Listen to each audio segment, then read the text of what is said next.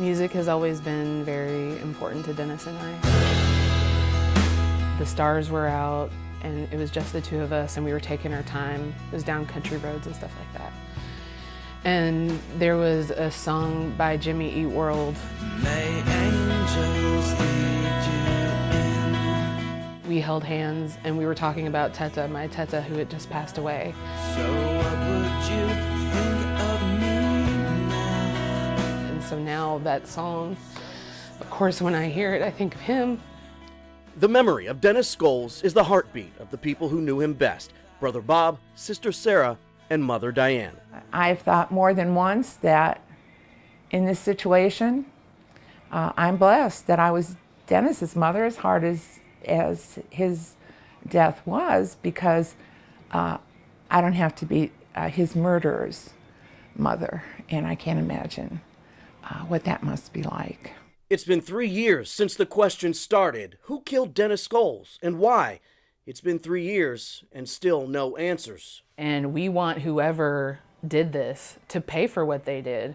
Not just because he's my brother, but who do you think you are?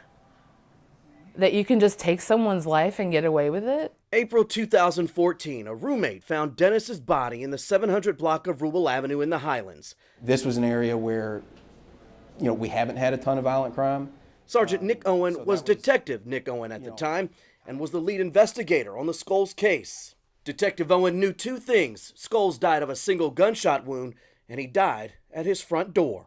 He was on his front porch, and it appears that he was getting ready to enter his home, and unfortunately never made it inside. Detective Owen knew he had to try to find the killer by learning more about the victim, but he could find no one who wanted to harm Dennis Scoles. A lot of really, really close friends. I think a lot of people were touched by this, and a lot of them reached out to me to kind of tell me that. I haven't found anybody that said anything bad about him, and I've talked to a lot of people. Dennis is just the best person I've ever met, ever. In every way, in every capacity. He just exemplified what everyone would want to be if they could. To Dennis, his family was everything. When we were together as siblings, brothers and sister, we would just cut up, goof off, tell jokes. Dennis was great at making people laugh, even if it meant causing a scare. I remember the most scared I've ever been in my life is the time when he jumped out from behind the bed and freaked me out. I screamed I remember the scream. Yeah, it was unbelievable. Standing tall at 6'4" to the children, he was a big man with a bigger heart. When it got to the point when I had kids, he was an awesome, amazing uncle. He would just come over and let the kids climb all over him and you just wrestle with them and just play with them, take them out for ice cream and stuff like that. So, I couldn't have ever imagined a better brother than what I had in Dennis. His mother keeps a bookshelf honoring Dennis. At the top, a pencil drawing done by one of his co-workers and presented to the family at his funeral. He was good looking too, wasn't he? Dennis majored in art at the University of Louisville and was just starting to enjoy watercolors.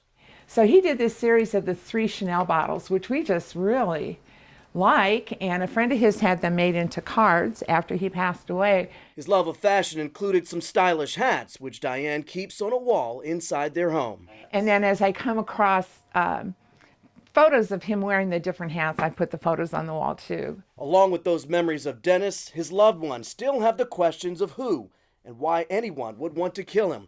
From the beginning, police have had very little physical evidence.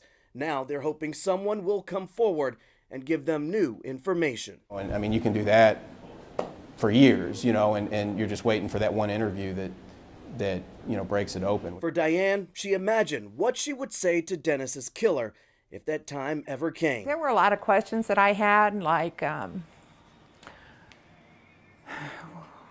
what were my son's last words? Did he see you before you shot him to death? And for Bob, he's hoping that killer can see the pain left behind. I want to see them have to just face up to what they've done and, and see me looking them in the eyes and my family looking them in the eyes and all of Dennis's friends looking them in the eyes and just saying, how could you? How could you have done that to such a kind and loving person? And just, just to have to come to that moment I think it'll be worth it. For Sister Sarah, she wants them to feel every heartache. I hope they can't sleep at night. I hope they can't eat. I hope their life is literally tortured because of what they did to him. In the meantime, they'll depend on their faith and wait for the wheels of justice to turn in their favor. May